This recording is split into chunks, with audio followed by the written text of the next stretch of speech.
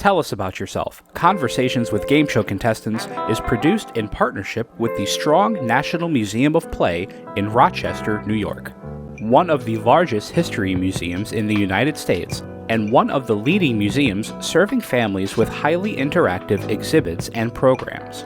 Since 1968, the Strong Museum has been dedicated to exploring the ways in which play encourages learning, creativity, and discovery, and how it illuminates cultural history. And their National Archives of Game Show History. Founded by industry veterans Bob Bowden and Howard Blumenthal, the archive is home to thousands of artifacts representing over 80 years of broadcasting, including props, set designs, video interviews with game show professionals, and other iconic elements from the history of television at play. For more information about the National Archives of Game Show History or the Strong National Museum of Play, visit museumofplay.org or call area code 585-263-2700. Blue 35.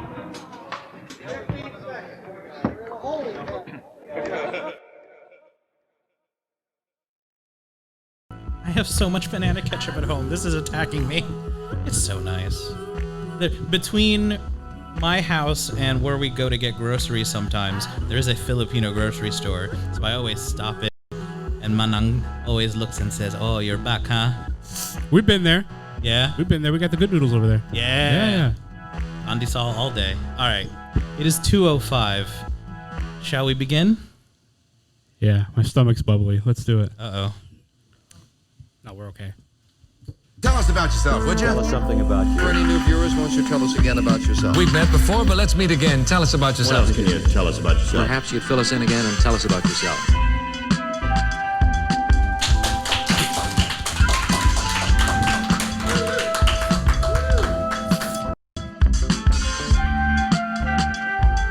Thank you very much, everybody. Welcome to the first ever live episode of Tell Us About Yourself from SporcleCon in Washington, D.C. Thank you for joining us, everybody. Appreciate it. My name is Christian Carrion. I'm having a little bit of a surreal moment right now because I remember about a year ago when we started doing this podcast, this was literally me in my closet with headphones and a microphone. And to see how far it's come 50 episodes later, I'm just very appreciative of all the support and everybody who showed up today and everybody who's listened. I can't tell you how much I appreciate that. One of the sort of philosophies around the show is this idea of honesty, this idea of presenting the experience as it was, and the idea that, warts and all, right? There are aspects of the contestant experience that some people who watch these shows don't realize. There are aspects of the show that, casual viewers aren't aware of. And so honesty, to me, is a big goal in terms of the conversations that I have. So in that vein, I'll be honest with you. I'm really nervous. I've never done this in front of people before, and I hope I can do it. But I'm happy to be here, and I'm happy to be talking to our guest today. Our guest is one of the stars of The Chase on ABC, also voted 2021's World Quizzer of the Year, played on the winning team in the 2021-22 Quizzing World Cup, and in 2005 was a Jeopardy champion, defeating a 19-day winner in the process. Victoria, welcome to the show. Tell us about yourself. Hi. Thank you.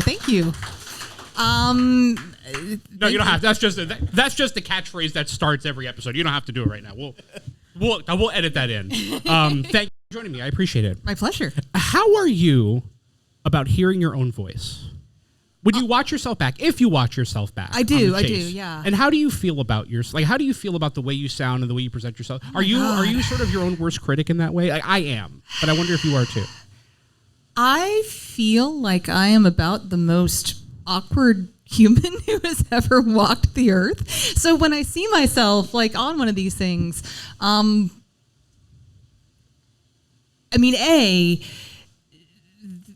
glam folks at the Chase, I cannot say enough nice things about them as humans, but also about as craftsmen.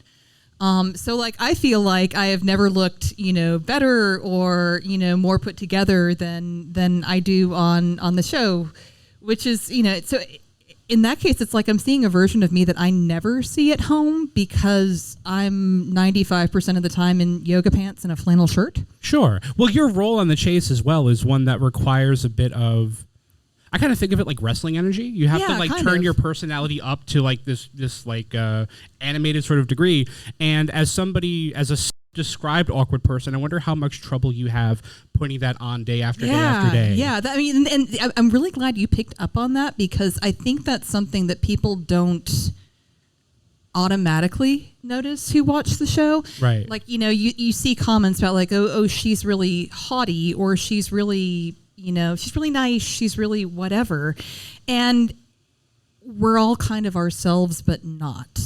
Sure. It's exactly what you said, like that wrestling energy. And I'll tell you, at first, when we were doing run-throughs on Zoom to prepare, like the very first run-through or two they did after they kind of told me they wanted me for the show, they wanted me to try to do like, okay, you live in a castle and have literal corgis. Right. And like character development kind of thing. Exactly. And so after the first run through, you know, my producer calls and says, okay, 2 things. A, you can't act. They didn't actually say that, but but they're like, yeah, it doesn't work. They're like, the good news is we've determined that people find you terrifying even when you're just yourself. Now, is that good news or bad news? Oh, I think it's great news. Okay, good. Wonderful. Yeah, I mean, for the show, for the kind of show that you're doing, I think that's exactly what you want. Yeah, I had the pleasure of talking to Mark Labette from the UK Chase, and he did the American one for a while, and he took a lot of inspiration from like 80s and 90s wrestlers for the amplification of his persona. Yeah, I wonder if James there was very much does too. Right. And I think that comes across. I wonder if you personally have any sort of, or had any sort of inspiration when it comes to how to put yourself out there like that. I do, but it's maybe a little bit embarrassing. But I think we're okay with that, right? So I have this friend, and this friend, what's the best way to put it? He's single. He's actively looking for somebody, and what he wants is a woman who will step on him. Okay. So I was like, I think maybe. Show of hands. How many people have thought about that at some point? At some point in their life. 1, 2, Listen, 3. It's the whole room. Okay. Yeah. Now I know this room is cool. That's right.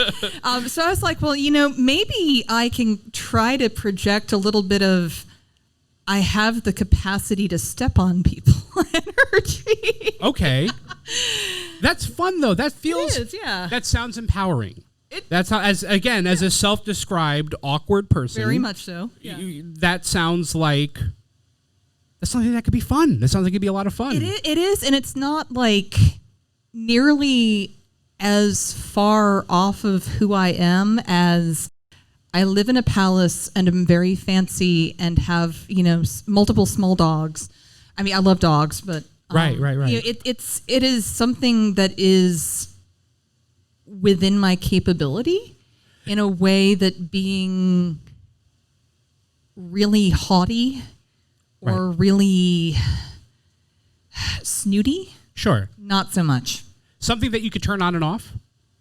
A little bit, yeah. I mean, okay. I think because I imagine that that's a type of personality trait that could spill over into everyday life. It possibly could. And I won't pry into your personal, but it seems like at least a sort of mindset and a sort of, again, confidence, that idea of empowerment, that idea that, you know, you're one way here, but another way when the cameras turn on. Yeah, and I mean, I would say it's kind of like, it's not 180 from my actual personality, but probably is like 45. Okay. 45 degrees. Sure, off. sure. So it's in there. It's in there. Yeah, okay. yeah.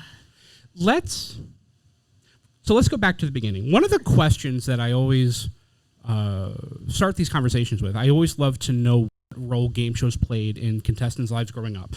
For me personally, it was something that informed everything I wanted to do with my life. Everything that I aspired to be was germinated from that love of this type of TV way back. So I wonder how important that type of TV was for you way before you became a contestant and became a known person. Yeah, absolutely. So my family did watch game shows some. So I had a stay-at-home mom. And, like, my mom was one of these people who was very kind of very big into order and routine. So, like, every day it was the same shows on. So, like, I have a lot of memories of being homesick from school. Right. And, watching The Price is Right at 11 and watching Scrabble when that was on and Press Your Luck and everything. And the family did usually watch Wheel of Fortune and Jeopardy after dinner. So, it was dinner is served promptly at 6. And then 7 o'clock Wheel of Fortune comes on, and 7:30 Jeopardy comes on, and like the whole everybody family with the watches. 7 o'clock at Wheel of Fortune thing. What is that? Did everybody grow up? It's like the Crips and the Bloods at SporcleCon. It's like two rival factions. It was always Jeopardy at 7 o'clock for me growing up. Wow. It's like going to another place and seeing Wheel of Fortune at 7. It feels like I'm in Narnia, like it's like another universe. No, it was 7:30 for us. And so game shows were important to your family. Yeah, they were. Emphasis on knowledge, education, was that something that was prioritized as well? Very much. Okay. So my family was, I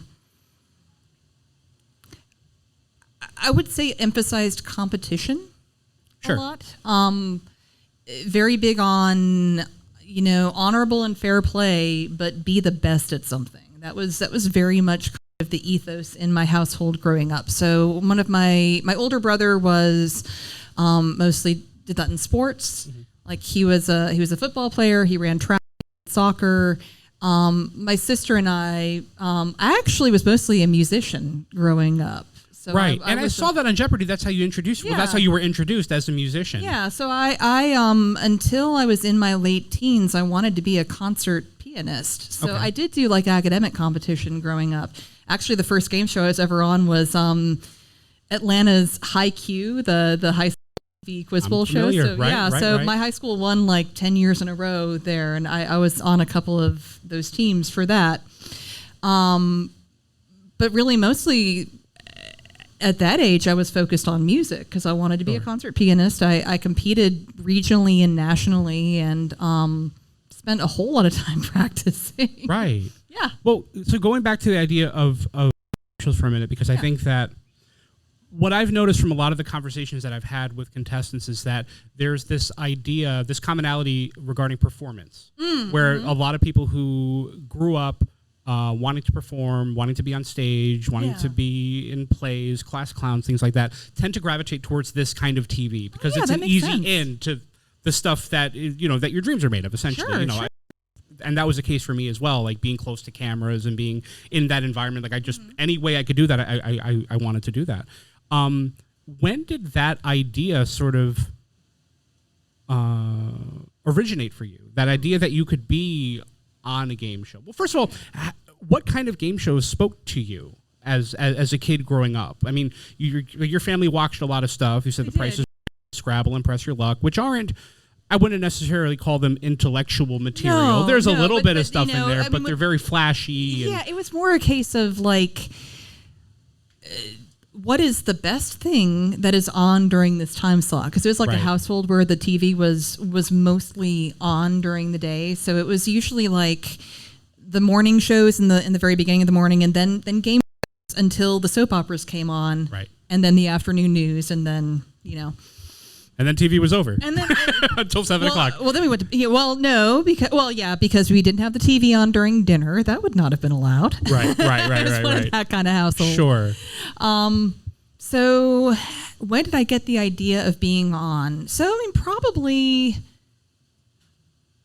as a kid, I definitely was interested in the idea of going on Jeopardy. Like, it was one of those households where everyone's shouting out the answers, and we played a lot of things like Trivial Pursuit. I did Quiz Bowl from elementary school on through high school. So like I had this idea that I could be good at this. I put in postcards for the high school and college tournaments, but never got an audition.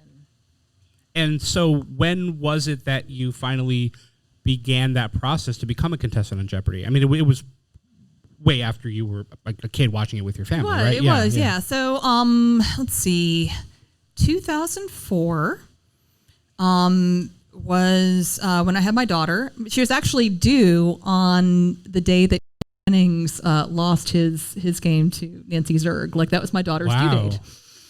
So a friend of mine had emailed me and been like, hey, Jeopardy's doing auditions in Atlanta, which is where I was living at the time, and you should go. You know, you'd be good. And I was on maternity leave. Right. So I was like, yeah, why not? I got an audition.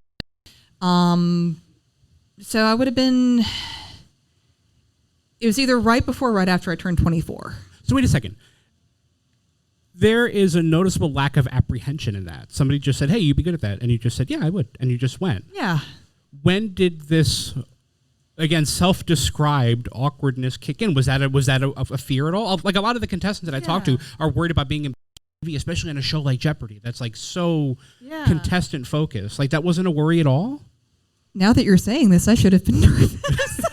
Well, I'm just wondering because, again, that's like I feel like that's a common fear among people who go for this kind of thing, and especially that show, like, to be embarrassed. I'd never really thought about it that way, but that never occurred to me. Good, don't.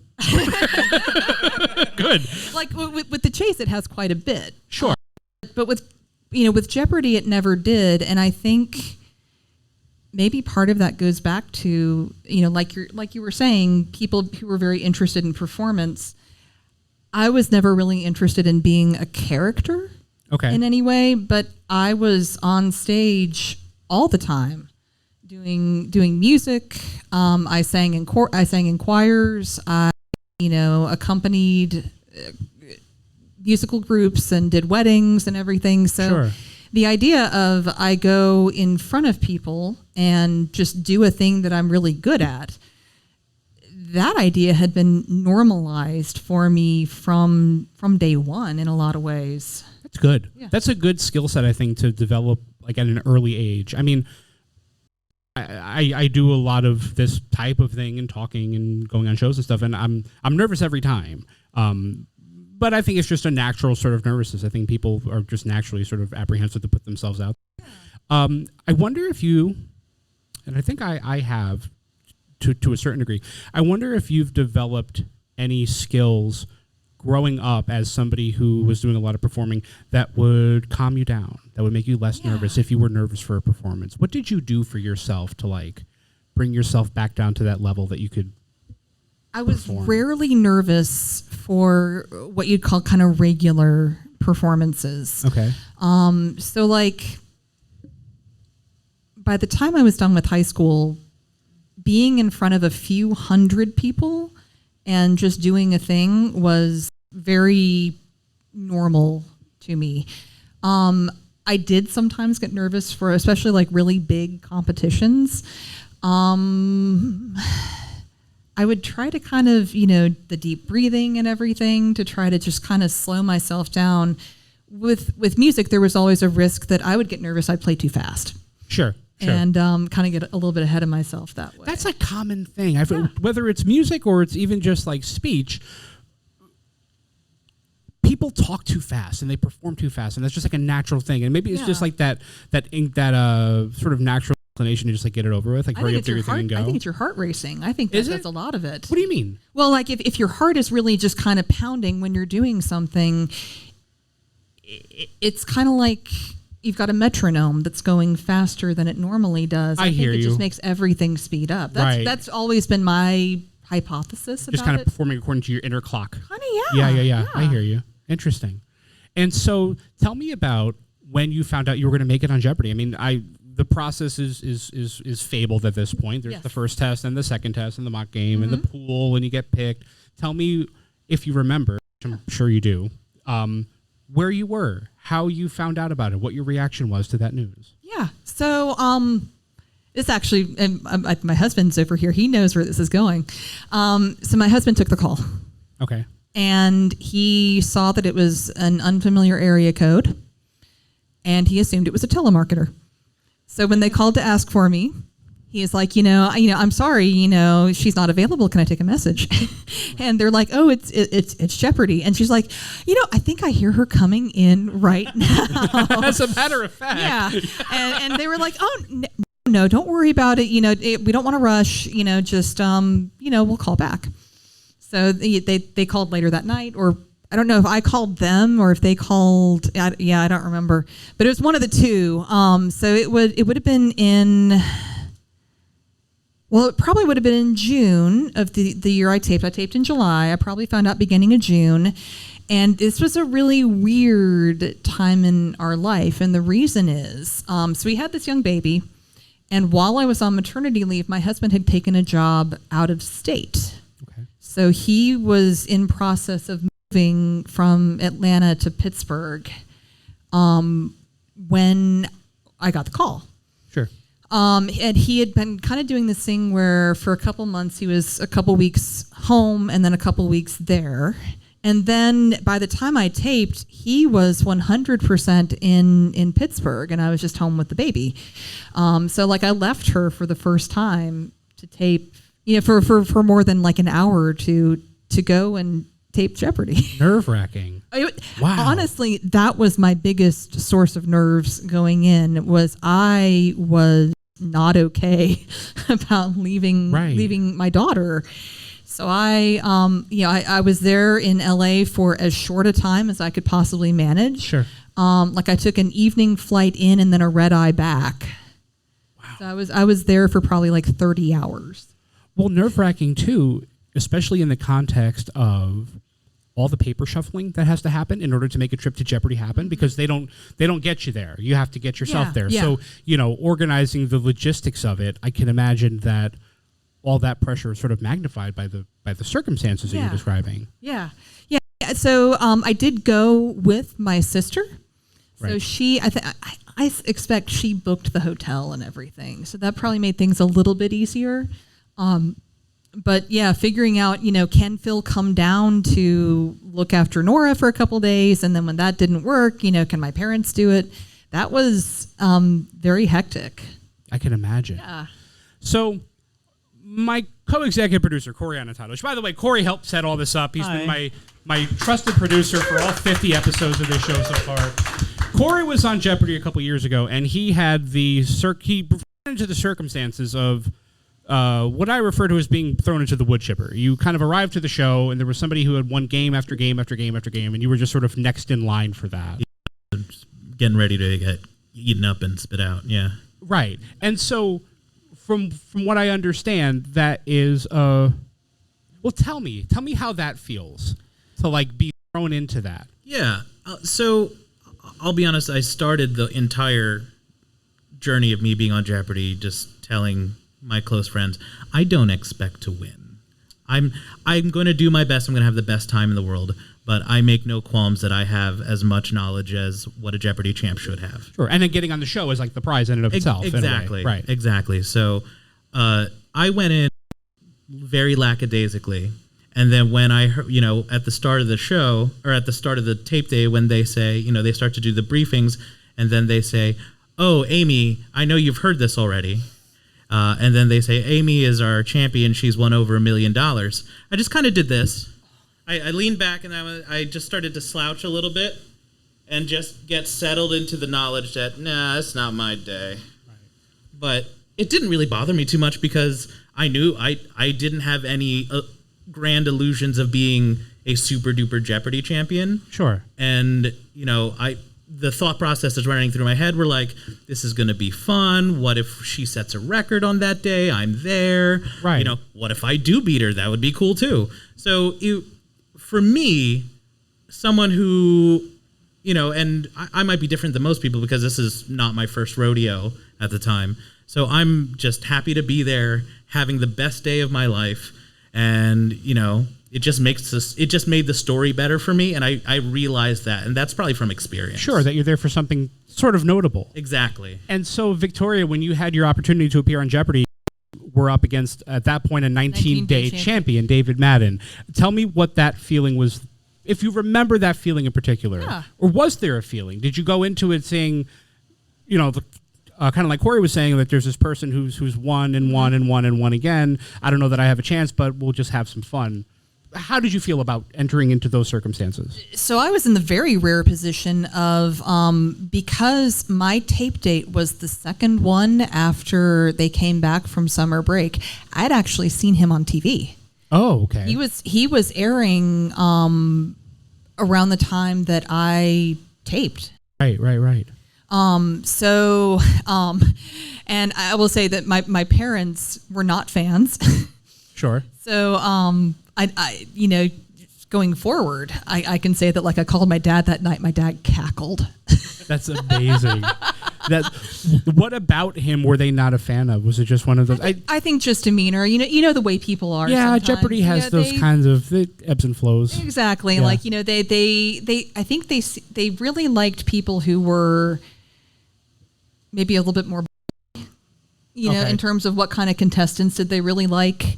Mom definitely tends towards, liking people who are, bubbly and humble, I think. Sure. It's her preferred flavor of Jeopardy contestant. Well, I feel like those are two good qualities for like a Jeopardy contestant, because you want somebody that can be rooted for, Right, and I feel like, that's what you want. And But not everybody does. Like I know people who find people who are really bubbly and everything kind of annoying, but that's not them. That's not my folks. True. That's true. And I think that there is a sort of perverse enjoyment in watching annoying contestants on Jeopardy day after day. There is something to that. You know what I mean? Where it's I hate them, but I can't look away. I mean, there's a reason that we have, the term hate watch. Right. Exactly. So going back to your original question, right. Like what was it like? So I think, if I'm remembering right, I think he was one of the last people on the shuttle. And how they tape multiple tape days kind of in a week. My tape day was the second one of the week. So a couple of contestants had been held over from the day before. Mm-hmm. So I knew on the shuttle that he had been, it was the same person that I'd been watching, before I left. And B, that he had a very, very close loss the day before that had a very, very close win, like a game that was very losable. Oh, okay. Understood. That got all the contestants in the tape day very excited. Right. So right. People were talking about that before he even showed up. Okay. Yeah. So that was the moment when I, was like, okay, I guess game's on. Jeopardy to me is so intimidating. The thought of getting on Jeopardy, the thought of holding the button and standing at the podium and just being in the studio for that experience is like I just passed a Jeopardy test. I had my audition today, and thank you. Hold your applause, please. But the entire time I couldn't shake this feeling. And I was telling Cory the other day, I couldn't shake this feeling of like, how did I pass that test? How did I pass that test? How did I pass that test? How did I pass that test? I cannot believe I passed that test. And there's like this imposter syndrome that sort of sets in. Like, how did that happen? As somebody whose knowledge is sort of trumpeted and celebrated, is that something that you ever struggle with? Yes. Tell me how. Yeah. I'm trying to collect my thoughts here for a moment. I won't sit here forever. No. That's okay. It's a really good question, and I want to give it an answer that does it justice. So, I work really, really, really hard at this. It's something that I've been very, very overt about. Is that I study like an absolute demon ever since I got into quiz as a hobby. Which is after I was on Jeopardy, really. Like I did Quiz Bowl and stuff, but like at this point in my life, like competing internationally in quiz stuff, this is my hobby, and I work really hard at it.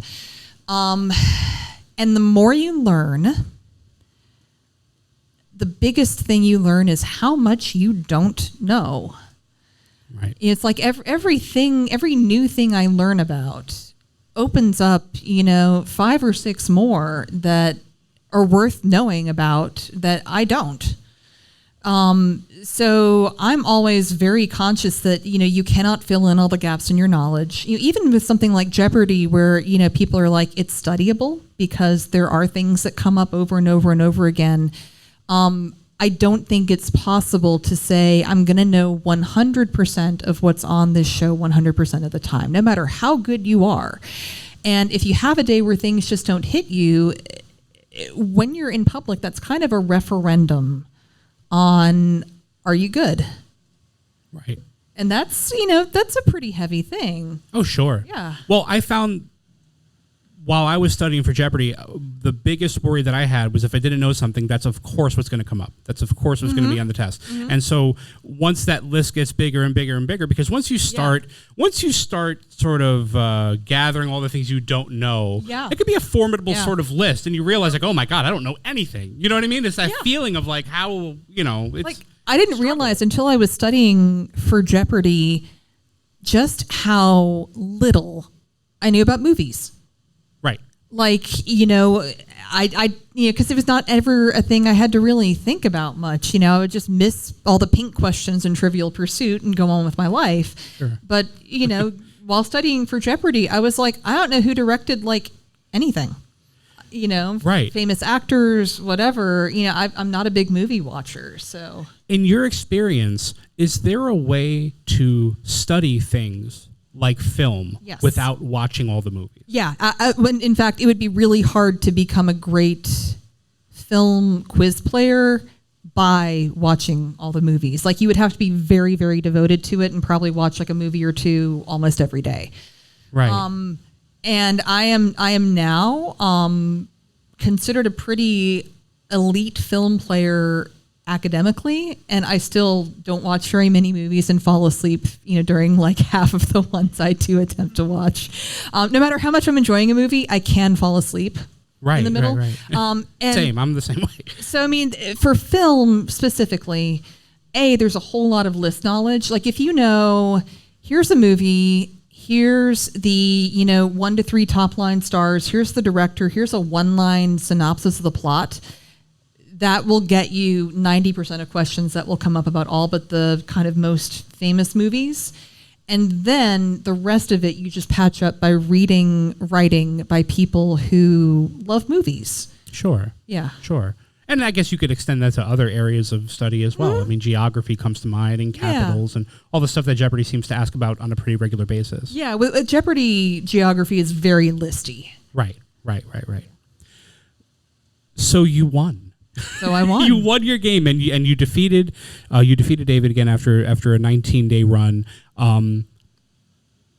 Put me in that place. Tell me what that was like. Tell me what that experience was. What was your category? What was your final? Do you remember it? It was something along the lines of famous names, and it was clear that it was going to be history.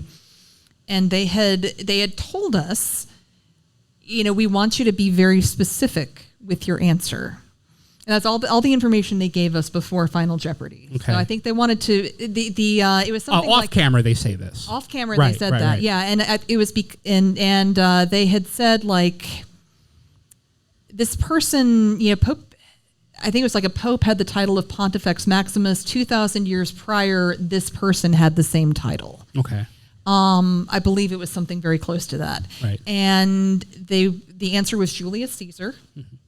And I would say that the instructions they gave us, to be very specific, definitely got me thinking on the metagame side, like, okay, this is going to be somebody where there's an alternative answer that could be confused with them if I just, said Caesar. Right. Which Final Jeopardy is a puzzle. It's not a question. It's a puzzle. Yeah. So like, I was thinking of, people like, I was thinking of Julius Caesar, obviously, but I was also thinking of other people who would have been, I think the year was maybe pegged to 30 BC. I forget. Mm-hmm. 50 BC. I forget.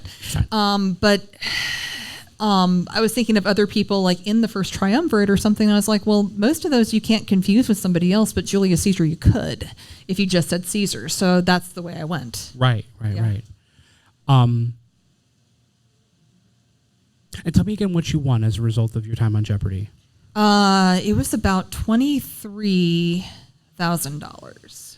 And so what does that, and this can be personal, financial, or otherwise, what does this victory bring to your life? What are you able to do as a result of this achievement? What are you able to see? What attention did you get as a result of winning Jeopardy? I imagine there was a little bit of attention. I mean, there was, yeah. and it was actually pretty off-putting. Right.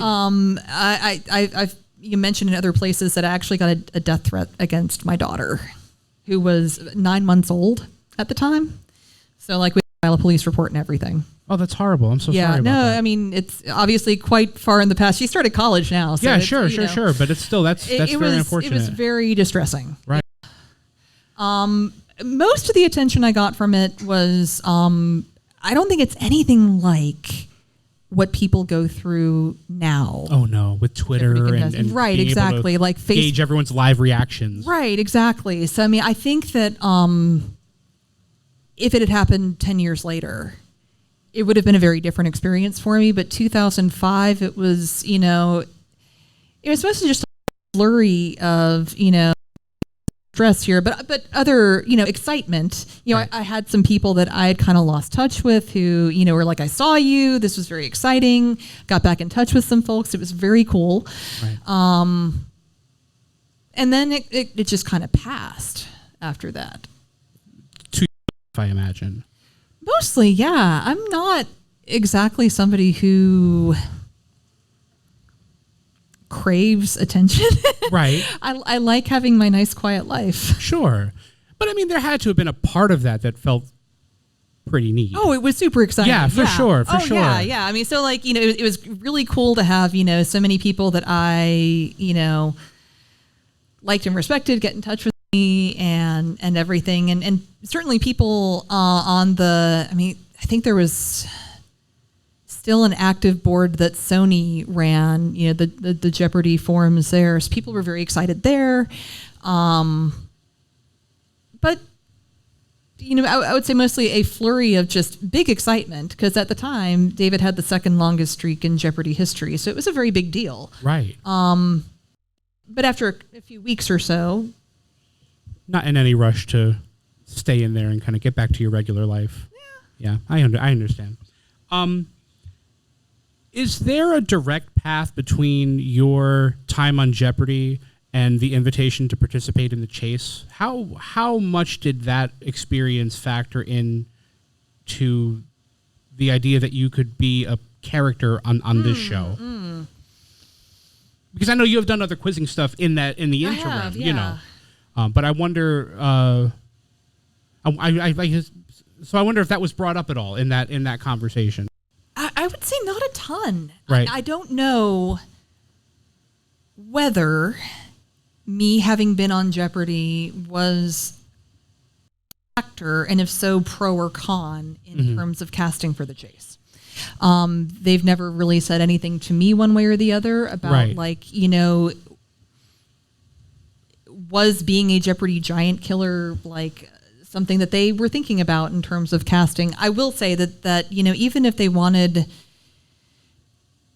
specifically a woman, if they were going off of Jeopardy resumes, there are hundreds of women with much stronger Jeopardy resumes than I have. Sure. So my sense is it didn't play a big role in terms of them considering me for the show.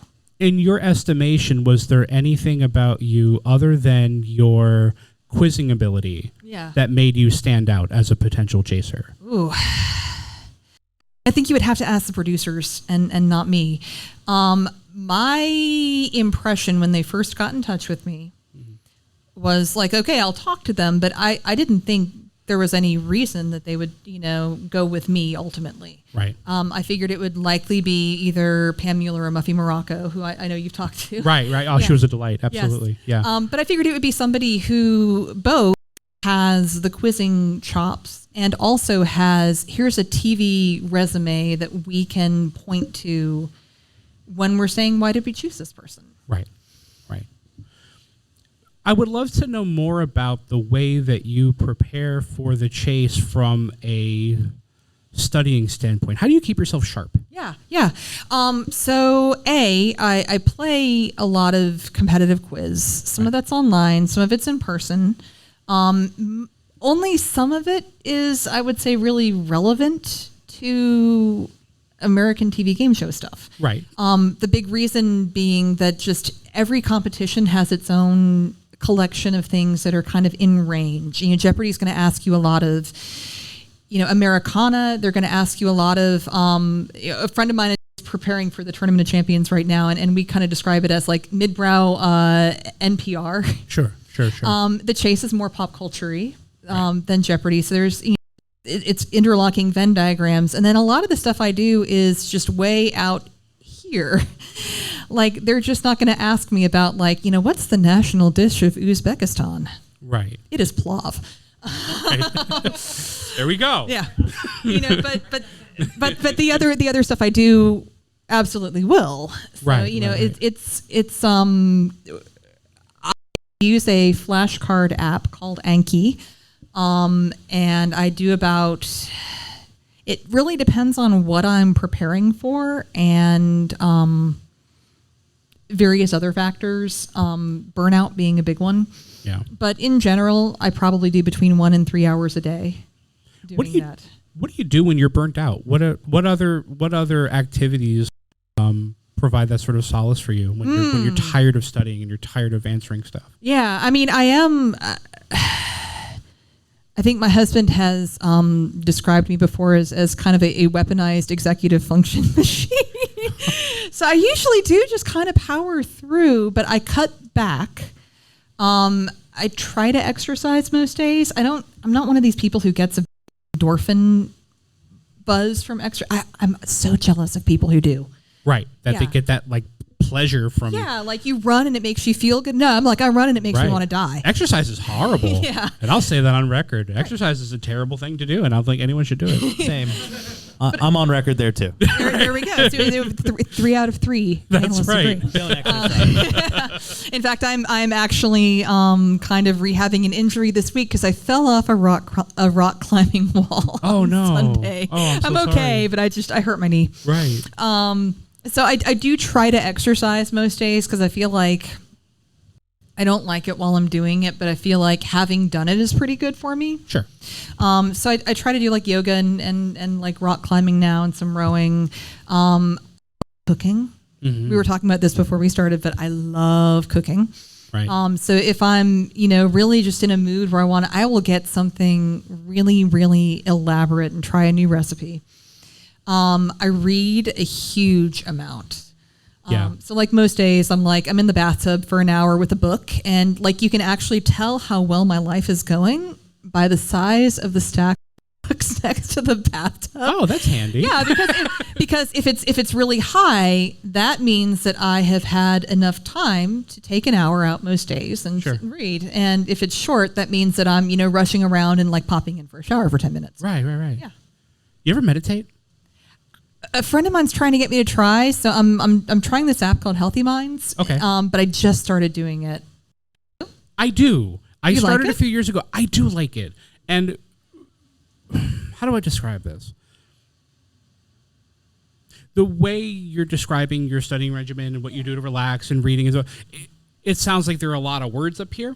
And for me personally, it's not from a studying standpoint, but just in general, I feel like there are a lot of words up here sometimes, and learning how to meditate helped me just kind of like, it's almost like a little bit of dish liquid and like greasy water just kind of dissipates, you know what I mean? Yeah. And that's what that did for me personally. But I wondered, as somebody who is seemingly always taking in information, if that was something that you ever employed to sort of. Well, like I said, the I'm just starting to try to do it on a friend's recommendation. Right. So we'll see how that goes. I think yoga is probably the closest thing I do to that. Yoga's great. Yoga is great. Oh yeah. my God, it's great. Let's talk about the idea of protectiveness.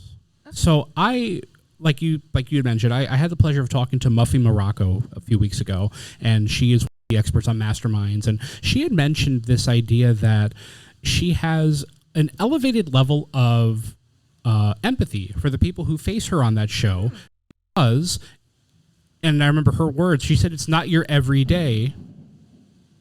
She said it's not your everyday that you put yourself out there and put your knowledge to the test in that way. And her being a former Jeopardy contestant and being on other shows as well, she has that firsthand knowledge of what that experience is like. Do you feel a similar level of protectiveness over the contestants who face you on the Absolutely. And it's because the chase really puts the contestants out there in a way that not all shows do. Because if you're on Jeopardy, you're directly competing against other people. Right. There's stuff going on, even if you're not buzzing into a question. And sometimes people have a really rough day and the internet will drag them. Or sometimes people have a really good day and people on the internet will drag them because the internet is terrible. Mm-hmm. But ultimately, you as a contestant on most things with multiple people, you are not strictly speaking responsible for making the engine go. Right. But on the chase, you are. You're out there very publicly. And if you have, particularly in the cash builder, if you have a rough time at it, you're just kind of out there hanging. It's hard. Right. Well, not to mention, I think there's also this added level of, some people might consider it embarrassment, but there's this idea that you're not pulling your weight. Right. You know what I mean? Yeah. And if you're first up for the cash builder and you don't pull your weight for that, for the rest of the show you're looking like a sponge because you were, you know what I mean? Yeah. You did just the bare minimum and you're still taking part in whatever you might win. Yeah.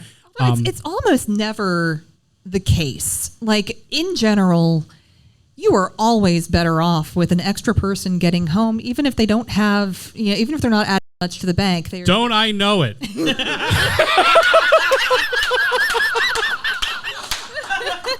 But I do hate when people do that, though, because this person is contributing to the team, even if they're not the person who's putting a giant number in the bank or the person who's getting most of the questions in the final chase. Right. I might leave this in, I might not, but we know you're not going to edit this. That's right. Our team did so bad they brought us for In-N-Out Burger after the show. It was like losing the pennant and going to Friendly's afterwards. I mean, I think they felt so bad for you specifically, they brought you back to LA to tape more stuff, right? Yeah, they said it was Bob Bowden who. Hi, Bob. Hi, Bob. Bob said something about they needed to get a reaction shot. So for this reaction shot, they flew me again from New York to Los Angeles. And oh my God! Yeah, really? And they brought me to it was ITV in Los Angeles. And they brought me there for maybe 15 minutes. And they got a quick reaction shot for me, and they got the post game little interview thing at the end over the credits. And then Bob Bowden shook my hand and said, "Do me a favor, keep the beard off just in case." And a decade later, I'm doing this podcast for him. So things, I mean, I'm sure you know that opportunities lead to opportunities. Absolutely, opportunities. Yeah. But going back to what you were talking about, The Chase is such a different show in that there is that it's almost like a group project and you didn't do all your work. You know what I mean? Yeah, I know exactly what you mean. You have to be on top. And then not to mention the idea that as a contestant on The Chase, the odds are sort of stacked against you from the jump because you're facing somebody who is ostensibly an expert in general knowledge. That's you know interesting because to me it feels like the show is strongly favors the contestants. Do you think so? I do. Well, the American Chase is different in that way because I feel like they specifically look for they've had a lot of really accomplished people as contestants. Right. But I mean, just structurally, if you drew any three chasers out of a hat and had them face the other, the three would win. If you give 3 extra steps and the chance for pushbacks, that's a fair point. Right. Yeah. Right. I guess I'm thinking about it in comparison to when I was in college, I would catch up on the UK Chase via BitTorrent. And so that was something I watched every day. And the angle of the UK Chase seems to be that they're everyday people. Very much are. It's a very David and Goliath kind of thing. And I think that they capitalized on that dynamic, which I thought was super entertaining. I enjoyed the American Chase as well, but it is different in that way. It's a very different vibe. It's like a Clash of the Titans kind of thing. And I think a lot of this comes down to kind of the vicissitudes of being daily versus prime time. Right, that's fair. Yeah. Because if it's every day, you need a huge number of contestants, and there aren't that huge quantity of people who can really go toe-to-toe with the chasers that we have. And so by nature, you almost have to be protective of that, of them in that way. Yeah. And again, as somebody who's been through that whole process and knows what it takes to put yourself out there. Yeah. You know, in closing, and by the way, thank you very much for my pleasure. Thank doing you for this. inviting I'm me. having so much fun. I'm very grateful that you took the time. One of the things I never thought about when I became a contestant on a show was the idea of reruns. The idea that years from now, I could see myself at age 20 and cringe and do all the things that you do when you see old video and old photos and old audio of yourself, that could happen at any point in the future because I signed the paperwork. They have it and they can put it out wherever. Do you ever think about that from your point of view? Do you ever think about the idea that you might see yourself as you are now 30 years from now? Do you ever reflect on what you're putting out there in terms of media? Yeah. Well, I'm thinking about it now. Take all the time you need. Yeah. While she's thinking, I'll let you know, I was on cable in the classroom for about a decade. Oh, wow. What do you mean? JEP was part of cable in the classroom. So teachers that's were right, because it was allowed like educational TV. Yeah. So a lot of teachers around the country would tape it and show it in their classes. So, yeah, sorry, America. Cool. And how did you feel about it, real quick? It was trippy because, I mean, for a while, it was like I was, in 5th grade. I don't want anyone seeing that. But you're young enough at that age that you're not worried about the social, oh, I look terrible. Yeah. You're a kid. Exactly. It's like when I got a little older and I still realized, oh, people are still watching this. Right. But I'm like, this is cringe. And then you get over that hump as you grow older. No, but I wonder, Victoria, as that, as that character, you ever think about seeing that years from now? I mean, I think it would be okay. Yeah. I mean, honestly, I think I'll be really kind of proud to, look back when I'm, 70 and be like, hey, I was a badass. Right. That's true. And one of the things that I've always one of the things that I've noticed these experiences, because again, I've talked to dozens of people at this point, and whether they've won millions of dollars or they've won nothing or they were on a show in the 50s or the 80s or the 90s or last month, the idea that it is never not fun to talk about it. No, it's always fun. It's always a fun story. And it's always I hope this is the case for you, that it's always a positive experience to look back on. Yeah, oh, absolutely. I mean, it's a weird thing. Jeopardy in particular is a weird one to look back on, but only because it was such a blur, because of the circumstances around it that meant that I had such a rushed trip, and I don't have a lot of super clear memories of the trip because it was so just, flurry of activity. Right. One of the things about Jeopardy that I admire, just as an outsider looking in, especially hopefully not for long. Hopefully not for long. But in the case of Cory, I know that Cory has made friends that he will have for years and years as a result of his experience on Jeopardy. I wonder if you could speak to the camaraderie that a show like Jeopardy brings. Oh, yeah. So I got to actually see and hug one of my opponents from my first Jeopardy game while I was here. Steve Kaltenball's here. Oh, wonderful. So, yeah, I got to see him and catch up a little bit. Now there is a very active alum community for a lot of games. And the number of people I've met who... kind of connected with that community, it gives you something in common with people to kind of break the ice. Sure. And a lot of people who were on these shows have, certain things in common.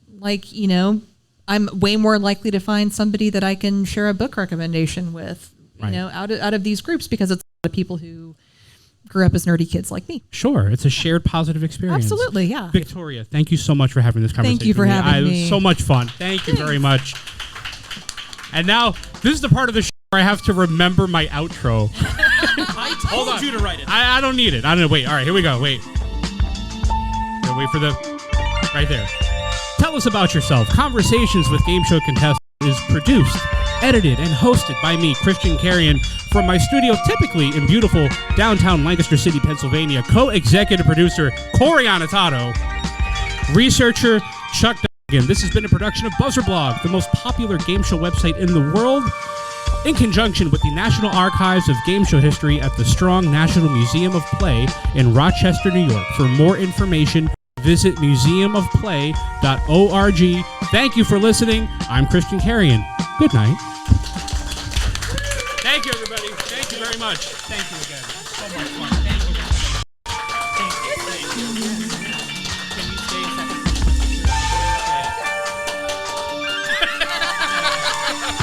We have the clip. We can fade it out. Thank you, everybody. Thank you very much.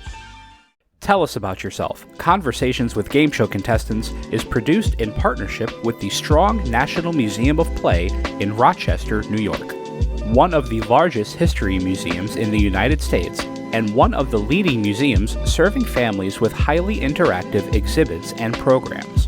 Since 1968, the Strong Museum has been dedicated to exploring the ways in which play encourages learning, creativity, and discovery, and how it illuminates cultural history. And their National Archives of Game Show History.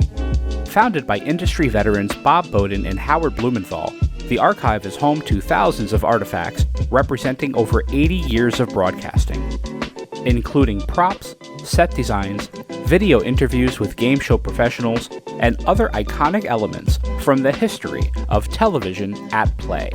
For more information about the National Archives of Game Show History or the Strong National Museum of Play, visit museumofplay.org or call area code 585-263-2700.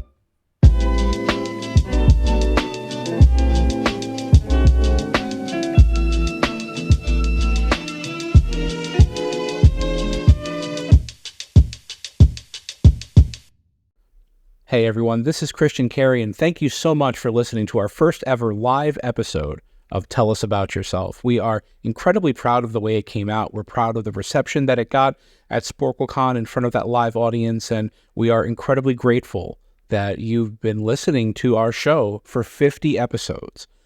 It's hard for me to believe how well this project has been received. It's resonated with so many people.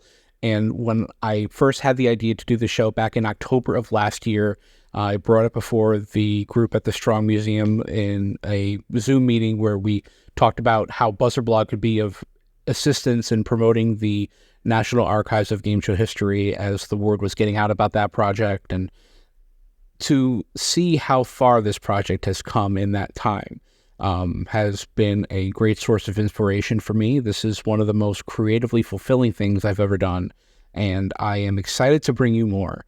On that note, if you've seen the episode description, you know this, but this is the last episode, 50th and last episode of the current series of Tell Us About Yourself. We will be back with a new season, but this part of the year, October, November, and December, hold personal significance for me and my family. Not to mention Christmas and Thanksgiving, which are very important holidays for me in the context of being able to spend time with my family. But it's also the anniversary of my wife's father's passing. He passed away back in November, and that month, November in particular, has just become a very emotionally significant time, not just for me, but for her and all the family that surrounds us. And so I am taking this time to have a little bit of self-reflection, get a little re-energized, spend time with family, enjoy the season, and I'll be back with new episodes of Tell Us About Yourself. Mark my words, and I'll even tell you right now, let me look at the calendar. Mark this date, Saturday, January 13th, I will return with brand new episodes of Tell Us About Yourself, Conversations with Game Show Contestants, produced, as always, as a partnership between the beautiful Strong Museum of Play, which I got to visit this year. Thank you, Chris, for the tour. It was a life-changing experience. And BuzzerBlog, the most popular game show website in the world. Where else do you go for game show news and reviews and this show? Where else do you get this but BuzzerBlog? Thank you so much for listening. Again, my name is Christian Carrion. Please enjoy this season with your family. Enjoy the holidays. And I'll see you in a few weeks. Good night.